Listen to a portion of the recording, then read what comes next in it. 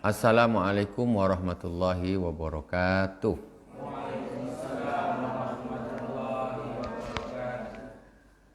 Alhamdulillahilladzi an'ama alaina bi ni'matil imani wal islam wassalatu wassalamu ala sayyidina wa maulana Muhammadin sayyidil anam wa ala alihi wa sahbihi ya nabiil ulumi wal hikam.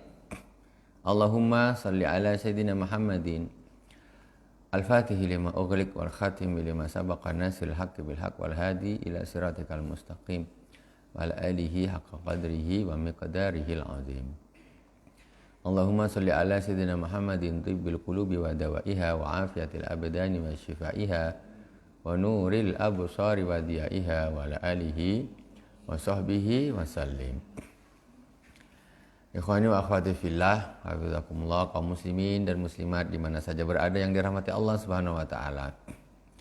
Malam hari ini seperti biasa setiap malam Ahad kita adakan pengajian, dan kajian kita sekarang yaitu kitab Al-Arba'in fi Usuluddin, yaitu kitab karangan karya Al-Imam Muhammad bin Muhammad Al-Ghazali yang penuh dengan hikmah, ya, yang kita sangat membutuhkan.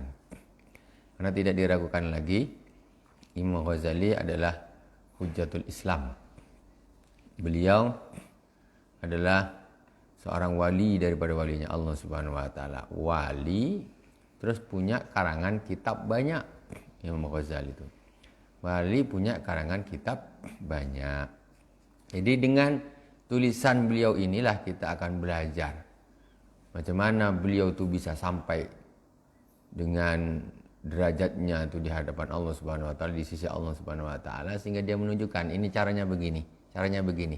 Kau nak sampai begini caranya, begini caranya, begini caranya, begini caranya. Jadi kita ini belajar dengan orang yang sudah merasakan. Bukan hanya sekedar teori saja. Kalau teori gampang, kita beli buku, kita baca ceramah kitab, ceramah.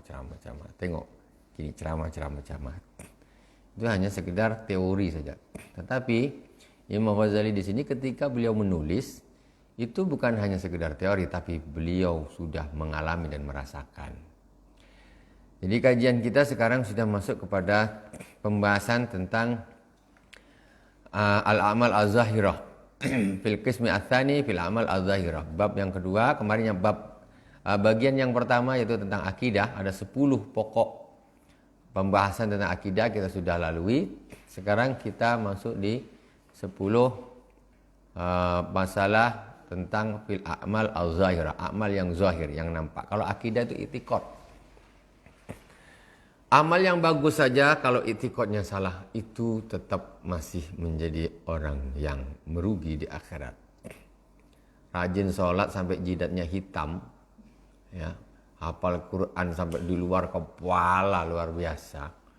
Tetapi kalau akidahnya sesat, di akhirat dia masih menjadi orang yang merugi.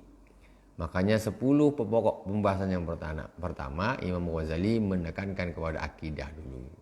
Akidah kita dah lewatkan. Yang belum ngikut bisa buka di Funpack live streaming yang sebelum-sebelumnya. Kalau saya suruh ngaji lagi, kitab masih banyak. Jadi kapan kita nak selesai? Kitab ni banyak luar biasa. Ini baru, tengok nih segini. Kapan kita nak hatam? Nih, segini nih kitabnya. Nih, hatam. Ini syarat dengan ilmu, syarat dengan hikmah. Okelah, kita sampai kepada al-qismu ats-tsani fil amal az-zahirat, al-aslu al-awwal fi shalah. Itu asal yang pertama menerangkan tentang salat. Kita sudah kaji, ada 3 perkara yang wajib dijaga di dalam salat. Yang pertama kita sudah bahas, yaitu al-muhafadzah 'ala taharah, yaitu menjaga kesucian. Kesucian bukan hanya sekedar kesucian zahir. Kita sudah belajar di samping kita harus berwudu, kita istinja, kita mandi, kita berwudu, itu zahir. Kita kumur-kumur, kita cuci muka, cuci tangan, cuci kaki, itu zahir. Tetapi sholat tidak butuh hanya kesucian zahir. Jadi kata Imam Ghazali, kalau yang dinamakan kesucian yang dibutuhkan untuk orang mencapai sholat yang bagus, yaitu kesucian zahir dan batin. Jadi ketika Allahu Akbar, itu bukan hanya sekedar mukanya bersih, tangannya bersih, kakinya bersih, udah wudhu, sudah istinja, sudah mandi, sudah. Tidak. Tapi ketika dia Allahu Akbar, hatinya ini sudah suci. Jadi kita harus berusaha macam mana hatiku ini sifat sombong, takabur, cinta dunia, apa hilang semuanya. Kalau enggak, masih cinta dunia masih luar biasa. Allahu Akbar. Begitu Allahu Akbar dah terpikir sandal baru beli tadi tak taruh pula dekat tempatnya. Tak akan bisa usuk tuh. Walaupun wuduknya semua syarat rukun dah bagus semua. Tapi ternyata sifat cinta dunia itu masih ada, mencokol sangat kuat di dalam hati. Enggak bisa usuk. Berarti hatinya belum suci. Ini menghambat orang sholat. Menghambat kekhusyuan orang sholat, kesucian batin. Harus itu. Jadi sekarang berapa banyak orang sekarang, makanya kata ulama, orang-orang zaman dahulu, mereka itu fokus kepada kesucian, kebersihan batin. Orang sekarang nih, orang dulu mereka fokus kepada kecantikan batin. Orang sekarang fokusnya kepada kecantikan zahir. Tengok ya Allah, sebentar-sebentar operasi plastik. Makeup ini tak cocok, ganti ini tak cocok, ganti ini tak cocok. Lipstick ini ganti, tak cocok, ganti ini. Alis begini, ganti gini. Mereka hanya fokus kepada kecantikan zahir. Tapi dalam batinnya nih busuk. Perlu dengar semua. Tak ada yang lebih cantik dari aku. Aku harus paling cantik. Harus paling cantik. Tengok orang, apalah orang ini selekeh ini. Sombong. Tengok orang, tas dia bagus, tengok, tas murahan. Kan zahirnya dia tak boleh cantik. Jalannya bergoyang, Masya Allah. Tetapi hatinya busuk. Cinta dengan dunia, suka ini, suka lebay pokoknya. Ini orang macam gini. Ini orang zaman sekarang. Orang zaman dulu mereka lebih fokus macam mana hatiku ini menjadi. Kenapa? Karena Allah Subhanahu wa taala itu bukan melihat zahir, tapi melihat batin. Batin yang dilihat Allah Subhanahu wa taala. Batin yang melihat Allah Subhanahu wa taala. Ya, yang seperti itu tentu butuh perjalanan. Dan jangan dipikir, sekarang kita pikir, orang kadang-kadang tidak mementingkan kesucian batin. Karena mereka nganggap sholat ya cuma gitu aja sholat tuh.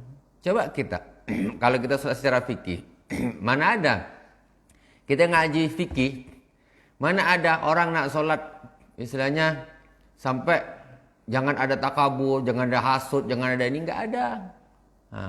Yang ada pokoknya engkau kalau istinja, dah buang air, istinja, wudu, dah sah Allahu Akbar. Ini Imam Ghazali menggabungkan antara fikih dengan tasawuf. Ini digabungkan sama Imam Ghazali. Karena kita nih menyembah Allah Subhanahu wa taala itu zat yang tidak bisa kita tangkap dengan indera kita. Kita bisa tangkap dengan hati. Macam mana kita fokus kepada zahir? Kita bisa menangkap. Jadi Allah Subhanahu wa taala tidak zahir seperti kita. Jadi kita mestinya macam mana ya? Tentu yang difokuskan batinnya jangan dilupakan. Satu, muhafadah terhadap kesucian, suci zahir dan suci batin. Kemudian yang kedua, ini kita ulangi sedikit biar nyambung. Yang kedua al-muhafadah an tuhafidha ala sunanis shalah wa amali al-zahira wa adhkariha wa tasbihatiha hatta ta'tiya bi jami' sunan wal adab wal hayat. Yaitu kita kemudian harus menjaga sunnah-sunnah salat, zikirnya, amal-amal zahirah. Itu harus kita jaga. Jadi itu istilahnya termasuk zahir lah, termasuk amal-amal zahir. Zikirnya jangan tinggal, semuanya jangan tinggal. Itu kedua harus dijaga. Di samping suci tadi sudah, tinggal seluruh bacaan sholat ini harus kita jaga. Jangan ditinggalkan. Mentang-mentang sunnah tak dibaca, jangan. Dah, ini semuanya harus dibaca dengan benar. Fatihahnya harus betul. Sholat nak khusyuk, Fatihahnya aja tak betul. Macam mana nak khusyuk?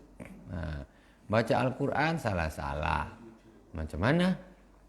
Zikir-zikirnya salah-salah. Ya, itu yang kedua. Harus dijaga betul. Kemudian kita masuk ke sarang yang ketiga, yaitu al-muhafadzah yang asalisa. Itu perkara yang wajib dijaga. Yang ketiga yaitu antuhafidha ala ruhis shalah. Menjaga ruhnya sholat. Ruhnya sholat dijaga.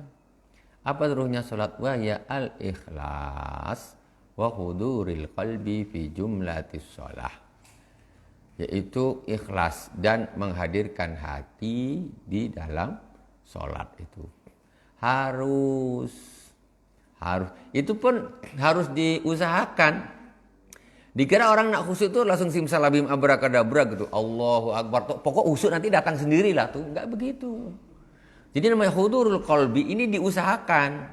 Hudurul qalbi ini diusahakan. Nah, maksudnya diusahakan gimana? Ketika pas Allahu Akbar teringat sandal atau tasku kok taruh belakang, nanti ada pencuri pula. Kan? Lupa sudah takbiratul ihram, tas dia yang bagus di belakang ada duit, dia pula ada dompet. Aduh, di belakang pula tadi tak taruh samping. Kan gitu. Nah, ini kan mengganggu. Jadi kemudian hati tidak hadir. Kalau ingat itu balikkan lagi. Astagfirullahalazim. Balik lagi. Aku ini sedang menghadap Allah ini, ngapain aku mikirin tas? Tas itu apakah lebih mahal dari Allah Subhanahu wa taala? Enggak. Mau hilang bantailah. Nanti Allah ngasih lagi. Kan gitu. Mestinya gitu. Tapi kira-kira bisa apa tidak gitu. Aduh, pokoknya cepatlah imam ini lama betul bacanya, cepat. Ini keburu nanti orang ambil tas aku. Nah, habis mulai Allahu Akbar, rasa hati ini geram cepat. Akhirnya benci betul sama imam ini, apalah kalau baca lama betul. Macam mana nak khusyuk salat macam gitu? Kan? Itu masalahnya. Nah, antuhabida ala ruhi shalah wa ya nomor 1 ikhlas. Salat tuh harus ikhlas. Salat harus ikhlas. Ikhlas betul. Jangan karena siapa-siapa. Jangan karena manusia, naudzubillah. Pokoknya harus murni ni karena Allah Subhanahu wa taala. Dah, harus murni karena Allah taala. Itu namanya ikhlas. Nah, yang kedua tadi, hatinya harus hadir fi jumlatis shalah. Di dalam sholat itu, di dalam globalnya sholat itu harus hadir. Ya mungkin kadang-kadang itulah sedikit pas baca Bismillahirrahmanirrahim. Alhamdulillahirabbil alamin arrahmanirrahim maliki yaumiddin. Tiba-tiba nih ada masuk, habis ini aku nak belanja umpamanya kan. Nah, habis sholat ini langsung nak belanja. Ingat. Itu namanya lari kan? Pertama kita masih ingat nih. Baca alhamdulillah rabbil alamin, kita ingat. Tahu habis itu namanya kita lari sebentar, kita tarik lagi. Ini namanya secara global salat ini masih khusyuk. Tinggal nanti di presentase. Mulai takbiratul ihram sampai salam, misalnya anggaplah salat itu 5 menit. Berapa menit aku hadir hatinya, berapa menit hilang. Itu. Kita kan kadang-kadang tak pernah kayak gitu, tak pernah. Salat pokoknya enggak tahulah. Tidak ada usaha menghadirkan hati. Orang yang berusaha supaya hatinya itu hadir, itu kadang-kadang aja masih diganggu setan. Ditarik sama setan, tarik ke pasar, tarik ke kantor, tarik kemana, tarik sama setan. Itu yang berusaha untuk hadir. Pokoknya Allahu Akbar, betul-betul difokuskan kepada Allah Subhanahu wa taala. Bahasa lainnya itu konsentrasi gitu loh. Itu bahasa lainnya. Jadi di situ nanti kita akan baru bisa merasakan nikmatnya sholat tuh baru di situ. Nah, baru bisa kalau hati kita hadir. Kalau hati kita tak hadir, macam sholat tarawih lah. Mau yang cepat aja. Cari di sini mana yang laju dicari. Lebih laju, mana yang sikit. Sudahlah cari yang sikit, cari yang laju lagi. Itu berarti sholat itu pahit berarti. Masih dirasakan pahit.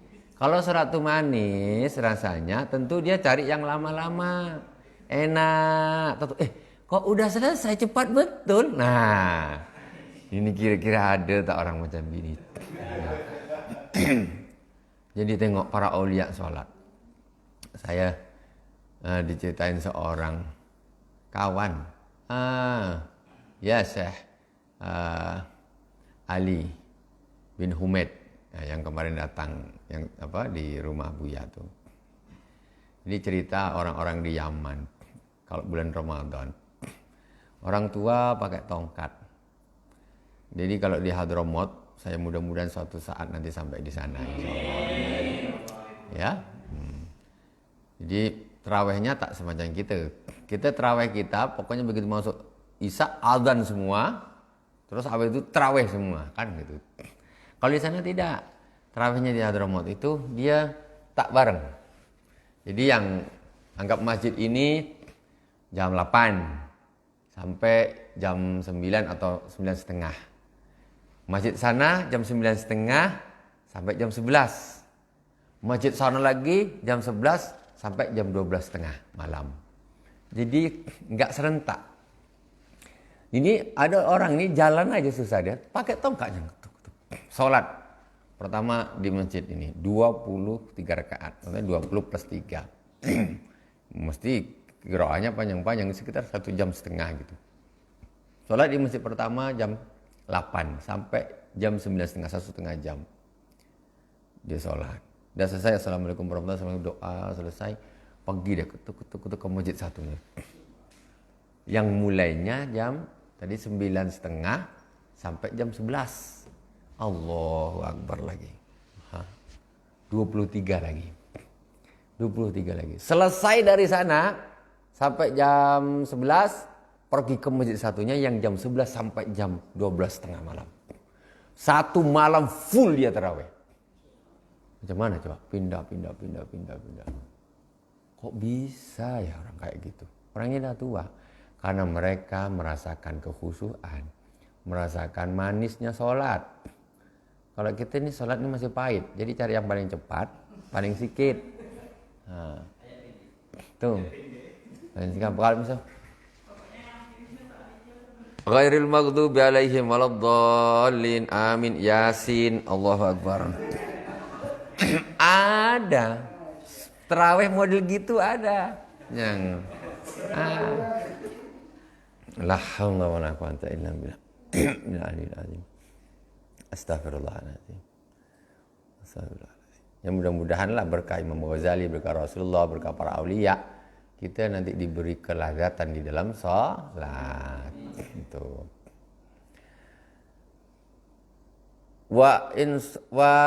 Wattisaful qalbi fil hali bi ma'aniha. Pertama ikhlas.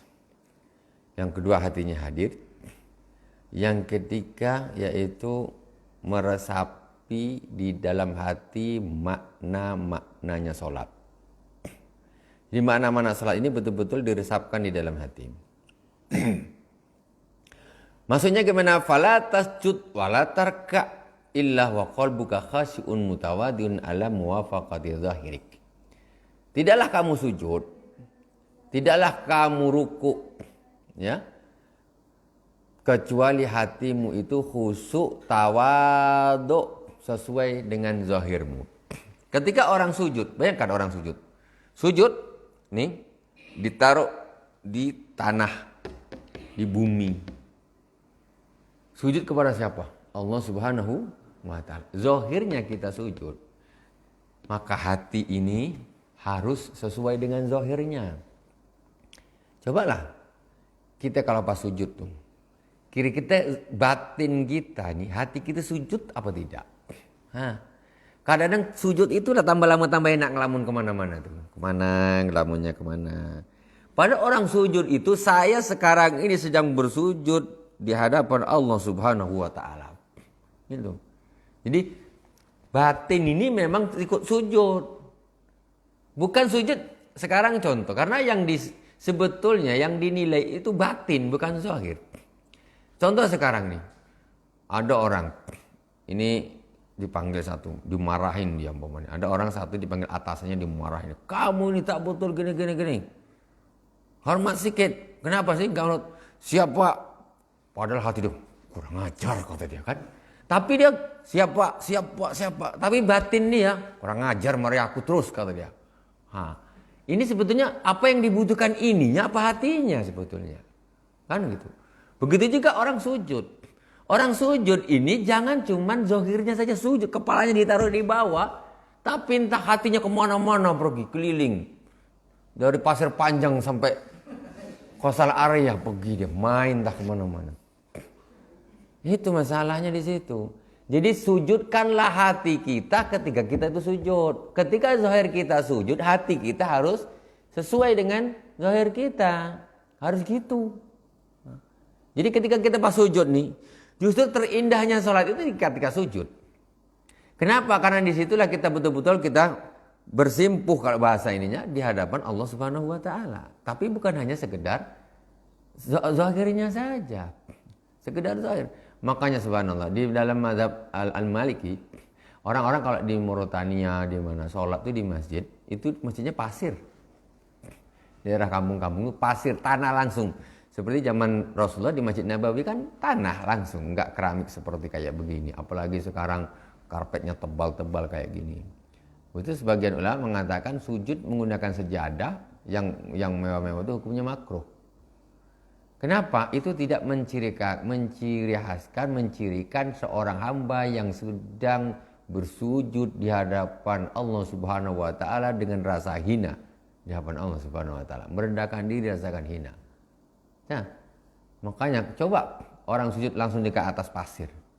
Sujud di hadapan Allah Subhanahu wa taala. Mana lebih hebat? Bentar, tarik sejarah dulu yang bagus. Bentar, bro. Allahu Akbar. Kira-kira mana yang secara ini lebih khusyuk, lebih merasa hina betul-betul ya? Tentu beda. Nah, jadi ini kau nak sujud dengan aku, kau harus pasangi dulu yang bagus dulu, ini dulu kan? Bedanya di situ. Karena sholat itu bukan cuma zahir. Ya. Ini namanya perbedaan pendapat ulama. Ulama yang sebagian pendapat kan nggak apa-apa, mau cantik, mau karpet, mau tebal, mau gini silakan. Tetapi untuk ahli, orang-orang ahli apa namanya ini, ya itu kalau masih fikihnya itu memang agak macam kecampuran tasawuf, jadinya begitu pendapatnya. Kalau murni fikih tidak ada masalah,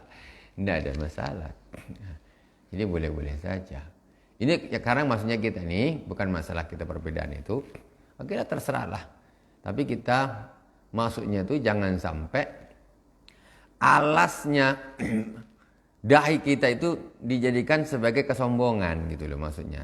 Karena kita ini sedang bersujud di hadapan Allah Subhanahu wa taala. Jangan sampai begitu. Jadi ketika kita sujud, itu berarti hati kita betul-betul ya Allah, kita sujud. Harus dirasakan. Bukan cuma fokus subhanarabbil a'la wa bihamdihi subhanarabbil a'la wa bihamdihi subhanarabbil a'la wa bihamdihi Allahu akbar rabbighfir warhamni wajibni warfa'ni warzuqni wahdini wa'afini wa'afini Allahu akbar. Apa itu? Salat apa tuh? Setoran bacaan salat itu pun tak fasih setorannya. Selesai, assalamualaikum warahmatullahi wabarakatuh. Setoran selesai, balik dah. Ya kan? Salat murni zahir. Itu pun bacaannya tak betul. Nah, terus dapat apa? Fingerprint aja lah. Ya kan? Dah. Absen dah salat zuhur sudah asar, sudah maghrib, sudah saja. Itu sudah orang yang sudah begitu, itu sudah pokoknya surga di tangan sudah rasanya. Terlalu optimis. Kalau masalah kayak gitu. Ini kan merasa aman. Padahal sholat kita tuh belum ada apa-apanya. Belum ada apa-apanya sholat kita tuh. Hitunglah.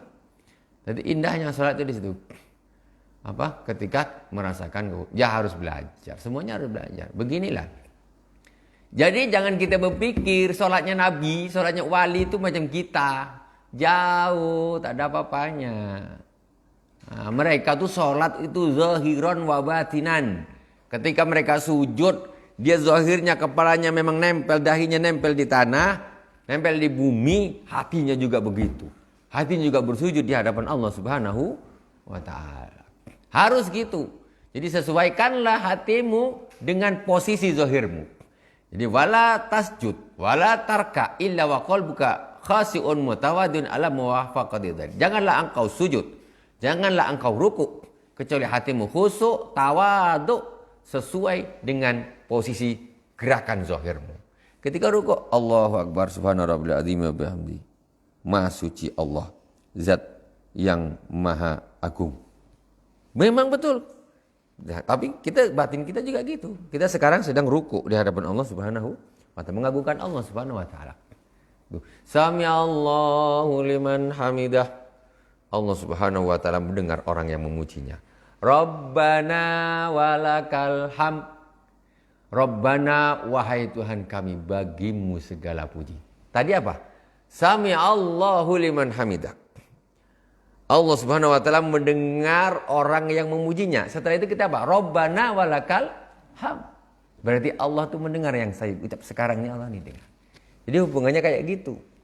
Nah, itu apa harus diusahakan. Harus diusahakan. Kalau enggak gitu, sekarang artinya pun tak tahu. Tah sami Allahu liman hamidah, entah apa, pokoknya bunyilah. Hukumnya apa? Sunnah, tak baca pun tak apa. Ada tambah jauh lagi. Rabbana lakal hamdu mil'us samawati, ini yang panjang. Rabbana lakal hamdu mil'us samawati wa mil'ul ardi wa mil'u ma syi'ta min syai'in ba'du, Allahu akbar. Apa yang kau baca tu? Macam mana orang nak khusyuk? Macam mana salat tu nak enak? Kalau hanya kita sekedar aku nak menyelesaikan semua bacaan salat ini terus aku nak ada acara. Kan gitu aja kita nih, nak menyelesaikan tugas saja nih. Bukan macam mana aku sekarang maksudnya bisa merasakan salat itu enak, indah. Bahkan salat ini sebenarnya lebih penting daripada tugas yang kita nak kejar-kejar itu. Ya kan? Lebih penting daripada tugas yang kita nak kejar-kejar itu. Jadi sekarang salat ini disampingkan, dikesampingkan. Itu yang dah salat. Kalau yang belum salat, alah, dah tak usah bincang lagi lah tuh. Ini orang yang sudah sholat, tetapi justru dia lebih mementingkan hal yang selain sholat. Sholat nak cepat aja, tak mau tahu. Tanya herannya. Jadi fungsinya kita belajar seperti ini. Ini nanti untuk introspeksi diri. Orang yang tidak mohon maaf, orang yang tidak belajar seperti ini, dia tidak mendapatkan teguran, dia tidak mendapatkan arahan. Dia akan merasa sholatnya itu sudah sangat benar, sangat benar. Ginilah aku sholat, pokoknya aku gini sholatku sampai mati, kata dia. Pokoknya sami Allahu liman hamidah rabbana lakal hamdu mil'us samawati wa mil'ul ardi wa mil'u ma syi'ta min syai'in ba'du, Allahu akbar subhanarabbiyal azim. Gitu, dianggap ini sudah paling bagus dah. Soal gini memang mulai zaman Nabi, sahabat-sahabat. Nah, setelah kita ngaji begini dengan Imam Ghazali rahimahullah ta'ala, kita baru tahu bahwa sholat kita itu tidak ada apa-apanya. Dengan begitu kita ingin belajar memperbaiki, perbaiki. Kayak gitu. Makanya kata Rasulullah, arihna biha ya Bilal, Rasulullah kalau penat, kalau ini, ya Bilal hibur aku dengan sholat. Rasulullah kalau penat, dia istirahatnya dengan sholat. Rasulullah ini. Penat ini apa urusan macam-macam. Nak cari hiburan, sholat. Hiburannya sholat. Ya gimana gitu ini. Kalau penat nak istirahat, Rasulullah ini juga sholat dia. Kalau kita sholat nak istirahat, kita kan. Begitu sholat, istirahat dulu. Nah kan, kalau Rasulullah dia nak istirahat malah sholat Rasulullah. Gitu. Jadi Rasulullah itu merasa di sholat itulah ada kenyamanan, kenikmatan dan sebagainya. Umatnya ini terbalik pula. Nah, umatnya ini terbalik. Nah. Khudu'ul qalbi la khudu'il badan. Fa innal murada khudu'ul qalbi la khudu'ul badan. Sesungguhnya yang dikehendaki itu khudu'. Khudu'nya hati, bukan khudu' apa saya bilang tadi, merendahkan diri, ya. Khudu' ini beginilah khudu'. Macam merendahkan diri di hadapan Allah Subhanahu wa taala lah. Merendahkan diri di hadapan Allah Subhanahu wa taala, merasa hina di hadapan Allah. Ini namanya khudu'. Ya, khudu'. Yang dimaksud tuh khudu' sebetulnya hati, bukan zahir. Kalau cuma zahir tok jadi macam orang munafik. Orang munafik rukuk, sujud, tapi itu cuma zahirnya saja. Nah, gitu. Jadi sebetulnya ketika kita sujud itu sebetulnya intinya sujud itu bukan di kepala ini nempel di buminya, tetapi macam mana hati ini juga bersujud di hadapan Allah Subhanahu. Itu intinya, kan gitu. Sekarang kan kita masih yang kita bahas masih seputar fikih orang sujud itu harus nempel 7 tulang. Ini harus nempel, ini harus dibuka, ini. Masih ke situ pembahasannya. Terus kapan sholat ini mau kita belajar nak jadi sholat yang khusyuk? Nah, itu. Wala taqul Allahu akbar wa fi qalbika syai'un akbaru minallahi ta'ala. Janganlah kau bilang, janganlah kau baca, kau ucapkan Allahu akbar sedangkan di hatimu ada sesuatu yang lebih kau. Allah akbar artinya Allah Maha Besar. Jangan ketika kau mengucapkan Allahu akbar tetapi di dalam hatimu ada sesuatu yang lebih besar daripada Allah Subhanahu wa taala. Lebih kamu pentingkan dari Allah Subhanahu wa taala. Nah. Jadi harus sesuai, maksudnya antara lisan dengan hati ini harus sesuai. Wala taqul wajjahtu wajhiya. Janganlah engkau mengucapkan wajjahtu wajh. Aku hadapkan wajahku. Kan wajjahtu wajhiya lilladzi fataras samawati. Aku hadapkan wajahku kepada zat yang menciptakan langit dan bumi. Apa tuh? Fataras samawati. Apa arti dia? Apa? Mulai kecil dulu udah belajar. Wajjahtu wajhiya lilladzi fataras samawati wal ard.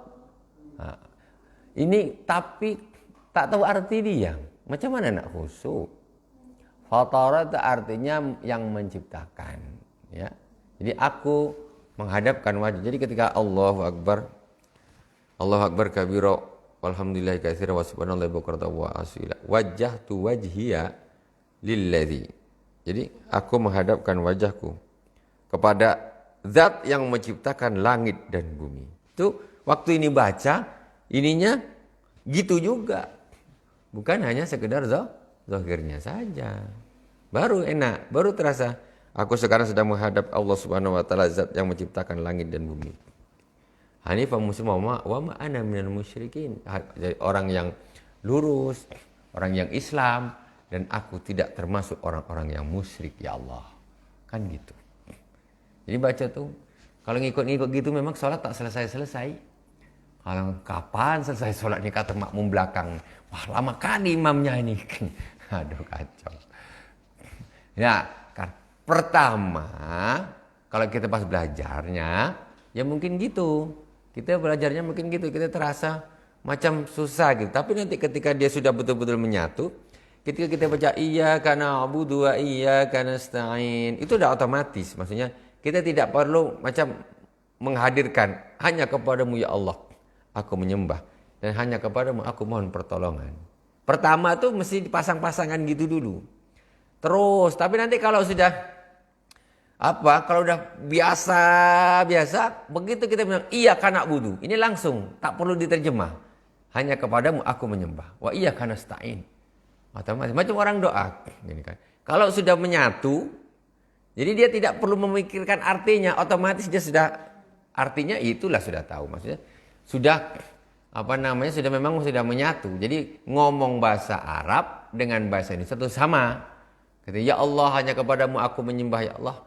Dan hanya kepadamu aku mohon pertolongan. Sama ketika bilang iyyaka na'budu wa iyyaka nasta'in. Itu sama tuh. Kita tanpa kita menghadirkan hanya kepadamu aku menyembah, hanya kepadamu aku mohon pertolongan. Tapi pertama tuh harus dipaskan gini dulu. Harus gini dulu.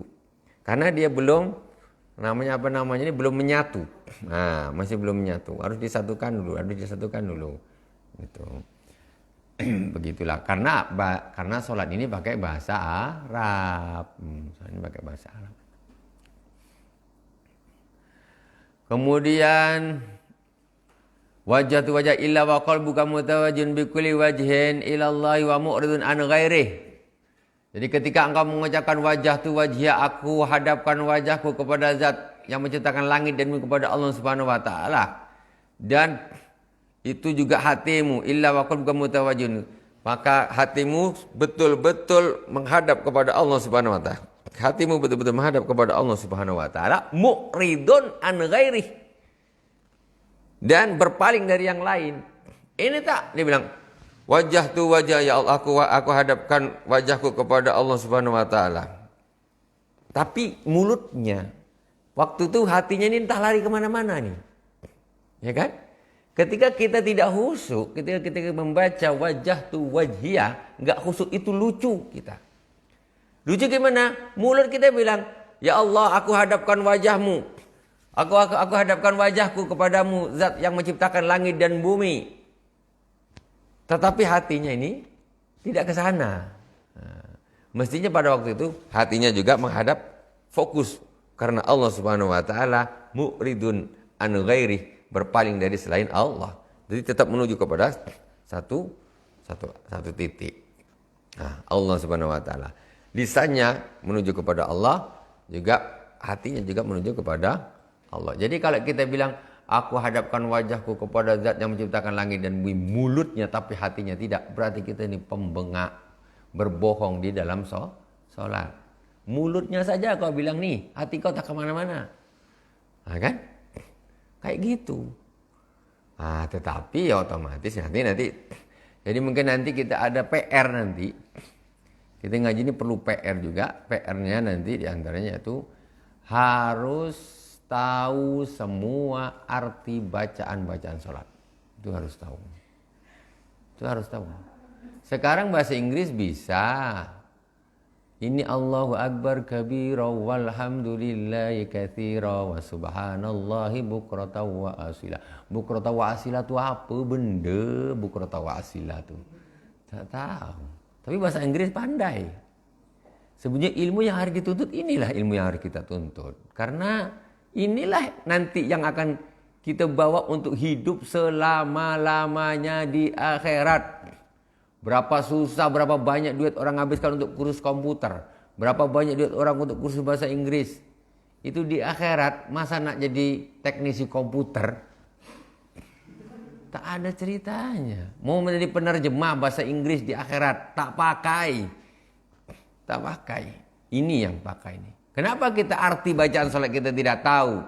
Baca koran bahasa Inggris, bangga. Gawat. Koran kau bahasa Inggris, wah kan, bangga, setan lagi tuh, Arti bacaan sholat tidak tahu. Rabbighfirli warhamni wajburni warfa. Apa wajburni itu tak tahulah, pokoknya wajburni lah. Yang jelas bukan nyebur ke sumur. Nah itu macam mana itu seperti itu. Santri harus tahu semuanya. Itu baru betul-betul orang yang niat ingin lebih baik, ya, belajar. Nah, baru ada bedanya dengan orang awam. Itu. Wala taqul alhamdulillah illa wa qalbuka tafiqun bi syukri ni'ami alaika farihabi mustabsyir. Tidaklah engkau mengucapkan alhamdulillah, ini kata Imam Ghazali, kecuali hatimu bersyukur, menghadirkan rasa syukur kepada Allah Subhanahu wa taala, dan engkau gembira terhadap nikmat yang telah Allah berikan. Jadi waktu ini alhamdulillah, waktu bilang gitu, waktu baca gitu, segala puji bagi Allah. Ini kita memang alhamdulillah. Semacam gitu maksudnya. Waktu kita baca alhamdulillah, macam kita habis dapat duit 1 tas. Ya. Dapat duit 1 tas. Kita baca alhamdulillah. Gitu kan? Nah, ikhlas, khusyuk tak nih? Khusyuk kan? Khusyuk kan? Kalau kita ada orang ngasih kita duit 1 tas, kita bilang alhamdulillah. Apa arti alhamdulillah? Segala banget, ya Allah terima kasih, aku bersyukur. Kan maksudnya begitu kan? Iya kan? Ketika sholat juga harus begitu. Karena nikmat itu bukan hanya duit 1 tas. Tapi semua yang Allah berikan kepada kita ini harus kita syukuri.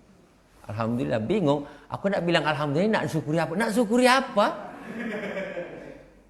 Setiap kita sholat Allahu Akbar, kita alhamdulillah, itu mesti nikmat Allah harus kita syukuri. Banyak tak terhitung.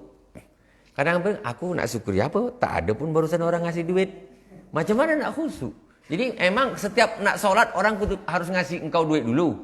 Nah ini 100.000 baru Allahu Akbar. Alhamdulillahirabbil alamin. Alhamdulillah ya Allah, terima kasih, segala puji, barusan aku dapat duit 100.000. Tapi inilah yang namanya khusyuk, paham kan? Inilah yang namanya khusyuk.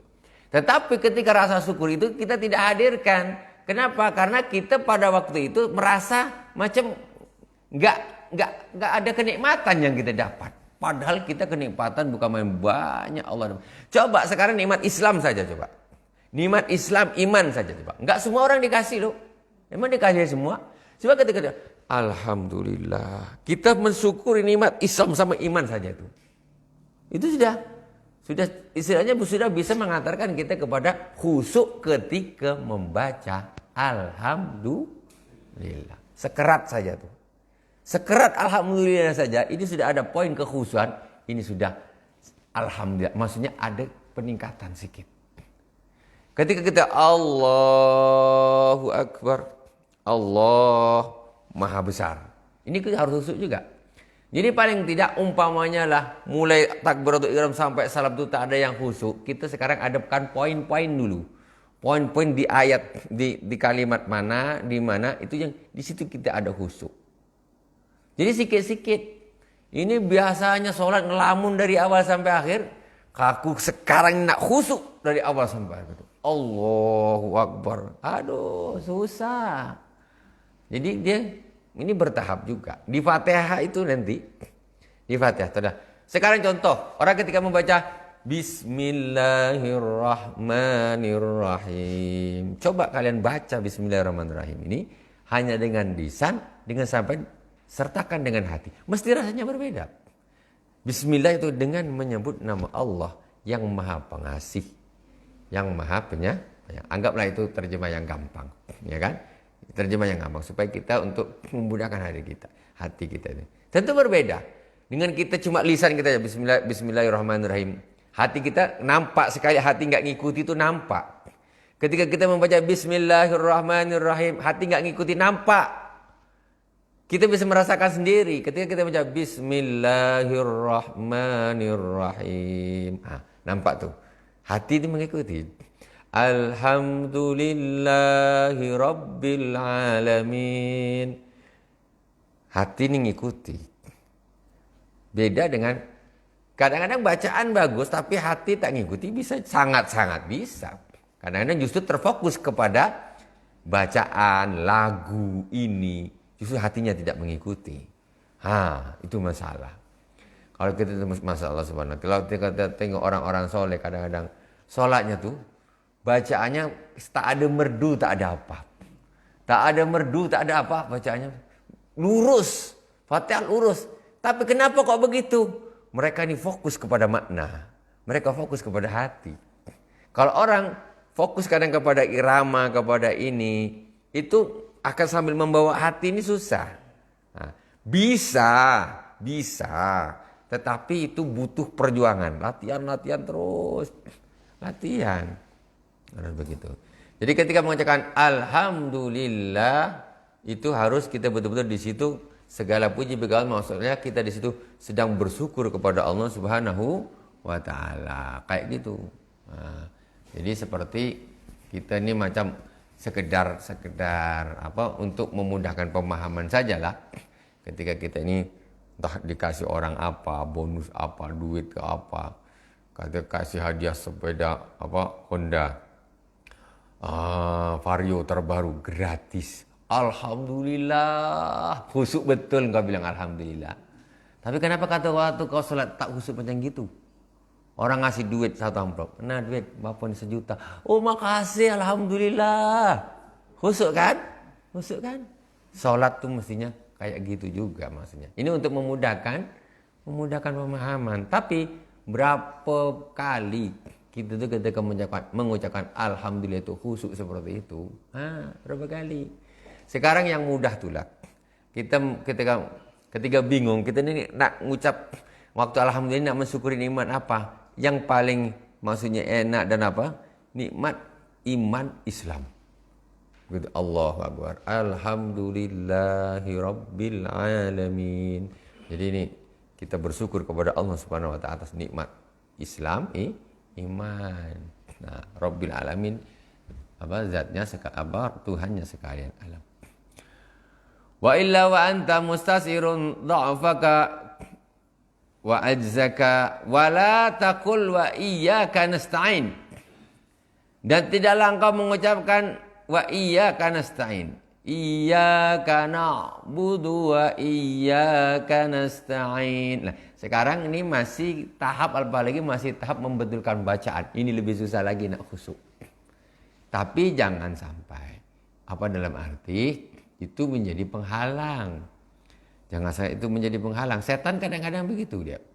Setan dia akan mengarang bagaimana orang yang sholat ini hatinya bisa berpaling, difokuskan kepada tajwid ya, sampai dilupa nak mengkhusukkan arti daripada yang dia baca.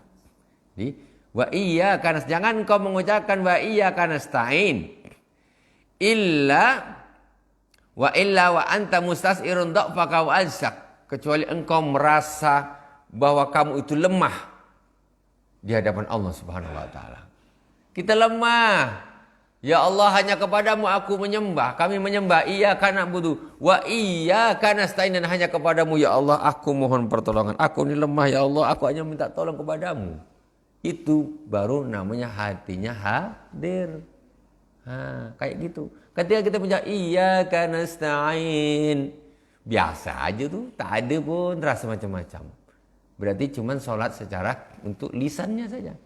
Kata Imam Ghazali, tidaklah engkau mengucapkan iyyaka nasta'in kecuali engkau merasa engkau itu adalah orang yang lemah. Maka dengan kelemahan yang ada padamu, maka di situ kita mengucapkan hanya kepadamu ya Allah aku mohon pertolongan. Aku ini lemah ya Allah. Siapa nak nolong aku kalau bukan engkau? Maksudnya tuh gitu. Itu baru di situ ada namanya khusyuk, hadir hati ketika membaca wa iyyaka nasta'in. Nih, dua kalimat nih. Wa iyyaka nasta'in. Khusyuk di dua kalimat ini sudah alhamdulillah. Sikit-sikit. Nanti ketika sudah tambah banyak, Al-Fatihah full, mulai bismillah sampai amin, khusyuk, tambah bagus. Tambah lagi pas ruku, pas sujud, terus.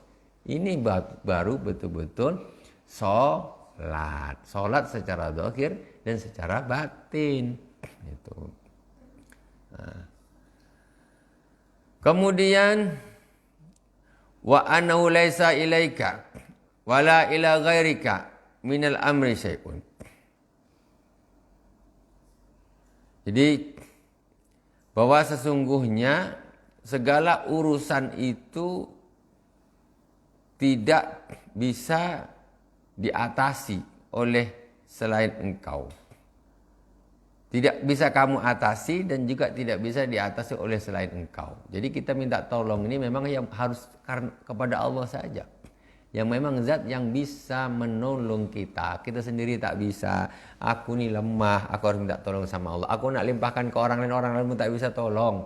Allah saja yang bisa nolong aku. Itu di wa iyyaka nasta'in. Makna-makna seperti itu yang harus kita hadirkan di dalam hati kita. Wa kadzalika fi jamil adzkar wal amal.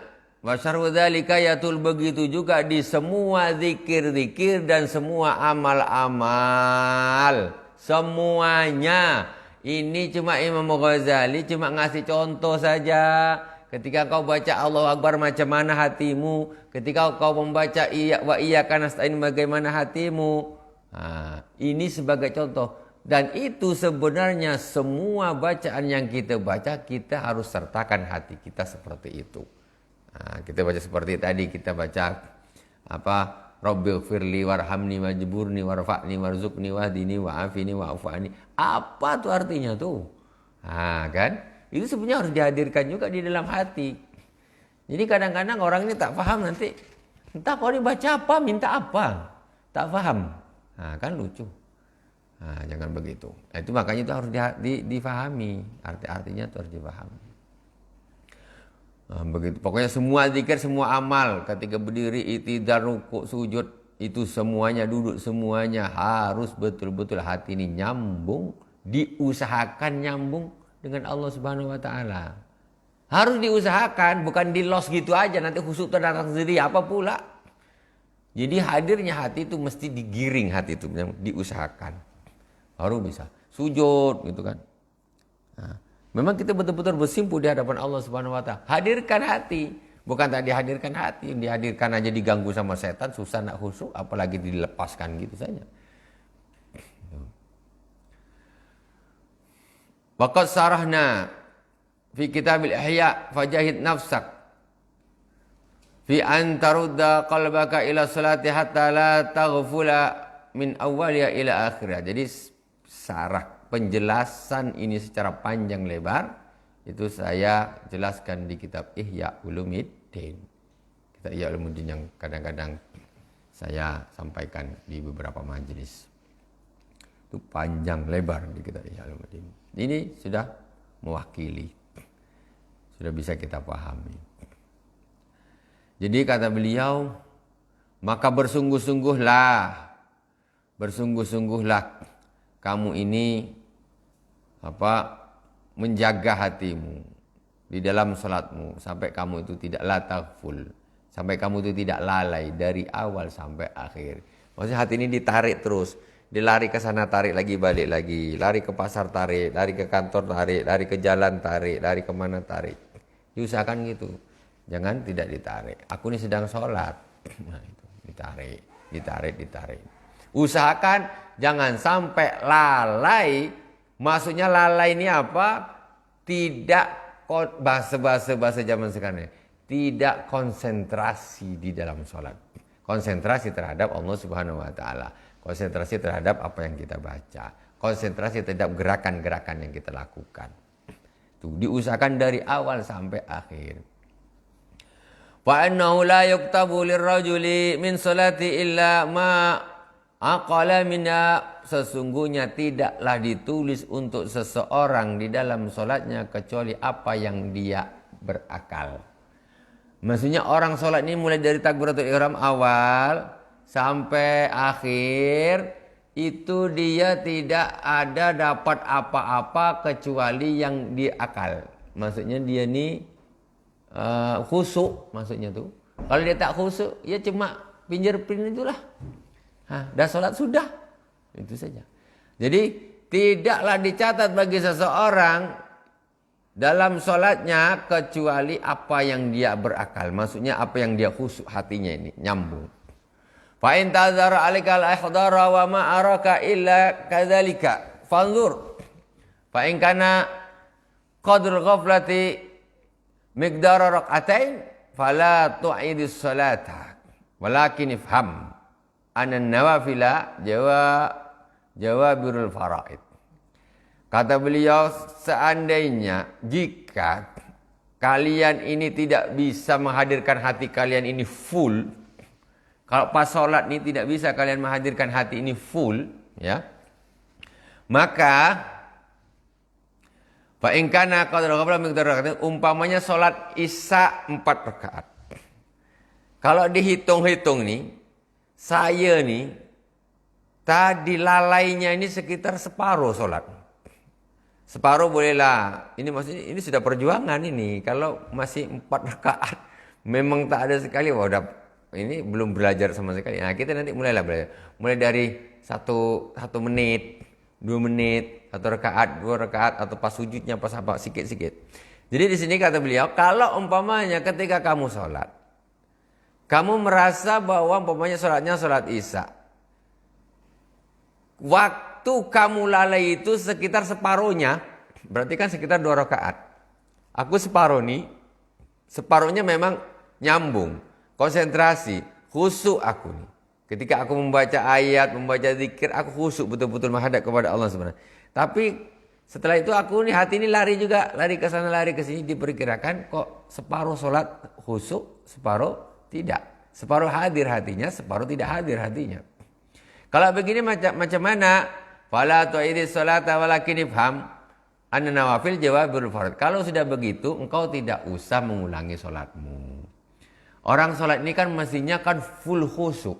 Dari awal sampai akhirnya harus khusyuk mestinya sholat. Mestinya. Walaupun prakteknya Wallahu a'lam. Mestinya kan dikatakan tadi, orang itu tidak ditulis sholat itu baginya kecuali yang dia hadir hatinya. Jadi kalau dia punya 4 rakaat hadir semua, berarti macam orang belum sholat. Ya hakikatnya begitu. Karena artinya sholat itu apa? Artinya sholat itu menghadap kepada Allah Subhanahu Wa Taala, yang mesti itu batinnya itu mesti harus menghadap. Zahiran wa batinan. Zahirnya menghadap, batinnya ini harus menghadap sekali. Kalau batinnya ini enggak menghadap, hatinya tidak menghadap, berarti dia tidak dapat apa-apa. La yuktab, yaitu tidak ditulis baginya sholat. Nah sekarang, umpamanya dia ini sudah berhasil. Di dalam 4 rakaat dia ini sekitar waktu 2 rakaat ini dia bisa hadir hatinya. Kemudian yang separuh sholat ini, ya kadang hadir, kadang tidak, kadang hadir, kadang tidak. Ya istilahnya pokoknya separuh daripada waktu sholatnya itu dia tidak hadir. Otomatis ini kalau secara dinilai kekhususan ini sholat ini kan sudah rusak. Karena sholat itu mestinya khusyuk dari awal sampai akhir. Makanya ketika Imam Ghazali bilang, kalau sudah begini kamu nggak usah ngulangin sholatmu. Maksudnya mestinya kan orang ini sholat khusyuk mulai awal sampai akhir. Tapi kamu nih kok cuma 2 rakaat saja yang kamu khusyuk. Umpamanya kamu udah berjuang kok 2 rakaat tok yang kamu bisa hadir, maka jangan kau anggap ini sholatmu sudah rusak, kamu berarti sholat ulang lagi, isya lagi. Enggak, jangan katanya. Tapi engkau gantilah dengan sholat sunnah. Gantilah dengan sholat sunnah. Kenapa? Karena li'an anan nawafil jawabirul faraid. Sholat sunnah itu adalah penambal sholat fardu. Maksudnya di situ. Sholat sunnah penambal sholat fardu itu untuk menambal yang tidak khusyuk, yang tidak khusyuknya. Bukan dulu pernah degil tak sholat. Berapa tahun.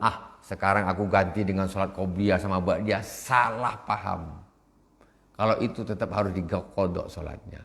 Maksudnya menambal itu ketika sholat fardunya nggak khusyuk. Sholat fardunya nggak khusyuk. Ini dia berdiri lagi sholat sunnah. Tadi kalau dia 2 rakaat dia nggak khusyuk, diusahakan Allahu Akbar. Khusyuk. Untuk menambal tadi 2 rakaat fardu yang sekitar waktu untuk 2 rakaat itu ditambal. Biar sholat fardunya ini 4 rakaat tadi menjadi khusyuk semua. Ditambal dengan sholat sunnah ba'diyahnya tadi. Maksudnya ini penambalnya begitu. Menambal kekhusyuannya, kekurangannya. Itu. Fatanafal bimiqdari ayyuhdiral qalba fiha fi miqdari rak'ataini fa kullama zadat al ghaflah zada fin nawafil hatta yuhdiral qalbuk. Jadi kau salat sunnahlah sesuai dengan waktu kau tadi, waktu salat fardu itu kamu tuh lalai. Kalau 2 rakaat berarti kau salat sunnah 2 rakaat.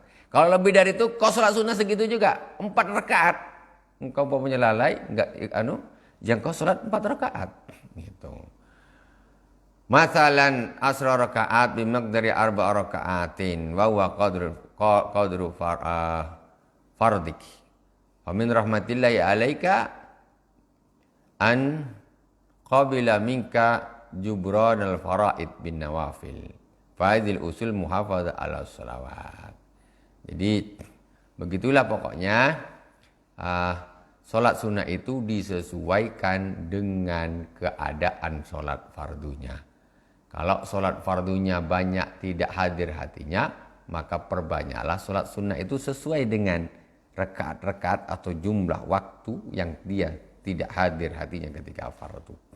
Mudah-mudahan dengan rahmatnya Allah Subhanahu wa taala kepadamu, Allah akan menerima tambalan sholat sunnahmu yang untuk fardumu itu.